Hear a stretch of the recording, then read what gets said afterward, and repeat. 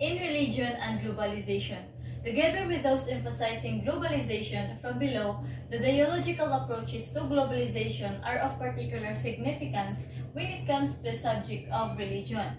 By far, the largest portion of the now vast globalization literature totally or almost ignores religion, with the partial exception being that the attention that is given to Islamic political extremism. This absence may be attributed to the dominance of globalization's economic and political understanding, including among those observers looking at the phenomenon from within religious and traditions.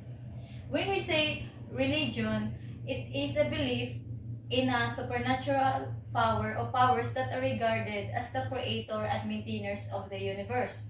There are most known religions across the world such as Christianity, Hinduism, Buddhism, and so on and so forth. And then, while globalization, it is a complex series. Complex series siya kay hamok definition about globalization. So, nakumula ang sabta ng globalization, musing indulge sa ato about businesses, economic, and political structures. Dahil sa malawakang literatura ng globalizasyon, ang reliyon ay halos binabaliwala na. For example, much of the literature on global migration and ethnicity also pay little attention to religion. It is among these approaches that almost all exception to this general pattern can be found, probably because they are the only ones that, in principle, allow non-economic or non-political structures such as reliability. Another example is when religion has entered information age. Dahil sa pagbabago ng panahon hanggang sa ngayon, kasalukuyan, 21st century, marami ng technological advancement or technological tools na magagamit upang spread ang religion. Religion epitomizes the definition of globalization due to the fact that it can be spread more efficiently than ever before through the use of different technological tools. These tools uniting all the people all over the world in religious bases, such as like movies, books, social media platforms, using mobile phones, and so on and so forth. It is now possible for any religion to spread beyond national borders, allowing even small new religion movements to engage in overseas activities and leading to new unseen religious developments. For example of new religion movements such as Scientology.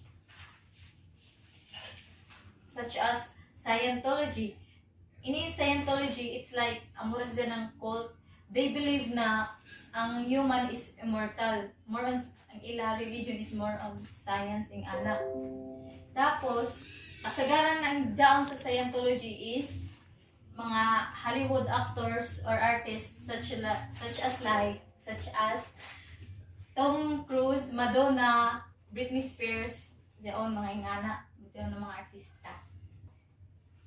Globalization has a great impact on religion as people and cultures more across the globe. As ideas are mobilized and transported by media technology, the religious will go on and on. Two basic possibilities to consider on the relationship between religion and globalization. On one hand, there are religious responses to globalization and globalization's religious interpretations. These are, as it were, part of a globalizing context of doing religion. On the other hand, globalization analyses are aimed to understanding the role of religion in globalization and the effects of religion on and the effects of globalization on religion. In a global society, they focus on observing religion. By far the largest portion of the literature relating to religion and globalization is of the former kind, so it's good to start there. In a religious perspective on globalization, a large number of commentators see globalization at once as a process that is mostly economic, imperialist, and homogenizing. They share the cultural, political, economic, and mass perspective, assessing globalization from a threatening challenge to the manifestation of evil in our world like anywhere else. Globalization is in many ways a successor term for what used to be censored as the capitalist system or cognate term in this segment of the literature. Globalization therefore results in violence and unjust oppression of the majority of the world's people. It threatens women particular. It threatens local indigenous culture, placing a heavy burden on women particular. It is the leading cause global and local degradation of the environment, again to the significant detriment of the marginalized human mass. The representative of a particular religious tradition are not limited to such theologically inspired positions. For instance, Christians, Buddhists, Muslims, Jews, and those who speak from indigenous traditions all come up with similar critical globalization assessments. And far from being a characteristically religious perspective in the literature as a whole, such arguments are quite common, whether recognizably religious or not. Among other consequences, they imply that religion and religious sensitives are at the root of globalization, that globalization and religion are fundamentally incommensurate. However, another segment of both religiously inspired and secular literature, while frequently sharing many of the negative judgments, sees a much closer relationship between the two. As noted, these observers almost invariably share the broader meaning of globalization, particularly from the perspective of dialogue from below. Sa ako nasabtan about religious perspective on globalization, a large number of commentators sa religion na nakita nila ang globalization as a process that is mostly economic, imperialist, and homogenizing. Sa ako nasabtan about religious perspective on globalization, a large number of commentators nakita nila ang religion in globalization na as a process that is mostly economic, imperialist, and homogenizing. Kagaya nga ng sinabi ko kanina na dahil sa malawakang literatura ng globalization ay halos binabaliwala na ang religion. At this point, nagkakaroon din ng diskriminasyon, especially sa mga local indigenous culture or mga katutubo. Another example is, habang ang mga tao ay nagiging bahagi ng pandaigdigang lipunan, unti-unti nilang iniiwan ang marami sa mga kaugalian ng kanilang kultura, lalong-lalo na ang relihiyon na isa sa pinaka-importante. Ang relihiyon ay unti-unting nawawala o nagiging mas conservative at defensive na. Ang mga tao ay nag-iiwan ng maraming relihiyon, ngunit ang mga nananatili like local or indigenous culture o mga katutubo ay nagiging masukdulan.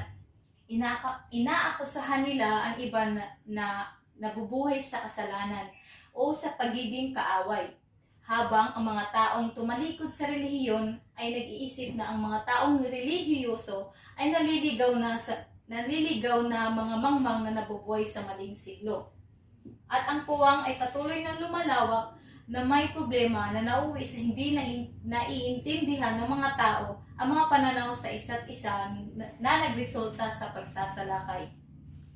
However, religious insider outlooks are not necessarily confined to opposition.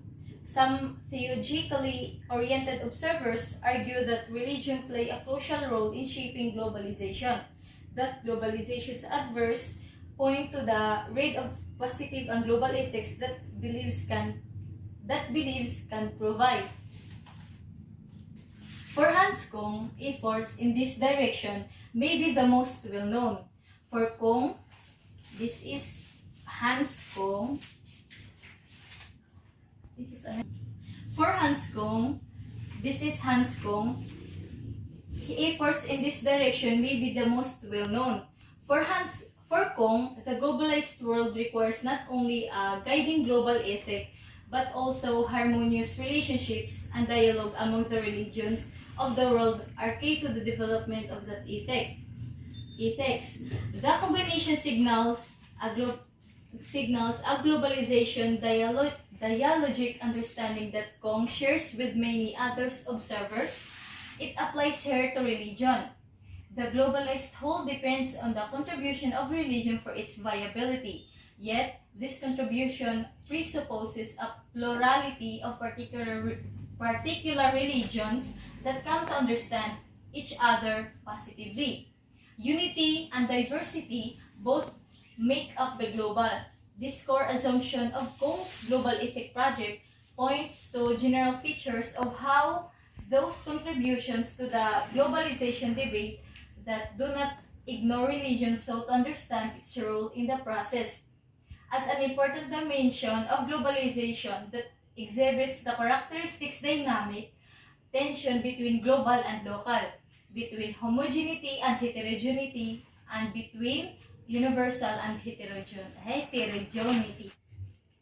For this topic, let's tackle about religion and religion and globalization. So, when we say religion, it is the fear of the unknown. Isa ka butang na dili mo makita or dili mo mabati, pero kabay ko nag-exist tungod sa imo faith or sa imo pagtuo. Religion is the belief in or worship of a superhuman controlling power, especially sa personal God or gods. Sa ibang religion like Hinduism, dasok ila tagtuhuan na Diyos or mga tagsamba na Diyos. Whereas Judaism, Christianism, and Islam, isa lang matagtuhuan na Diyos or gods. In Judaism, it's Yahweh. In Christianism, it's Jesus Christ. And in Islam, it's Allah. Religion is concerned with the sacred. Religion is concerned with the sacred, while globalism places values on material wealth. So, ang religion, ang concern niya ang mga butang na dili mo makita or dyan tagtawag nila na afterlife. Whereas globalization, diyan sa world kuman ako nung nato pagpagana or pagtarong ato kinabuhi sa kuman sa ato kalibutan na pagtuo. Sa religion follows divine commandments, while globalism abides by human-made laws.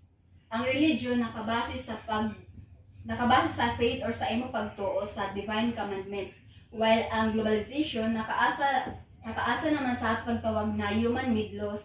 Ug sa gani join hitabo na treaty agreement, it is because yung mga laws made by countries bilaterally ini ang naghatag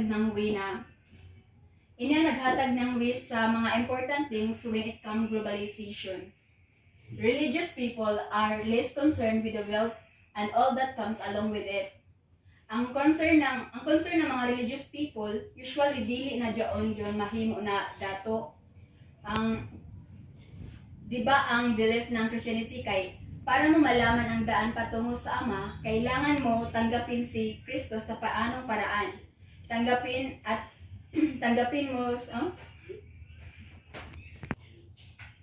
Para mo malaman ang daan patungo sa Ama, kailangan mo tanggapin si Kristo sa paanong paraan. Iwanan mo ang mga yaman at magpakumbaba para makita mo si Kristo. So, amo dyan ang mga beliefs ng Christianism sa una, hindi lamang sa kuman.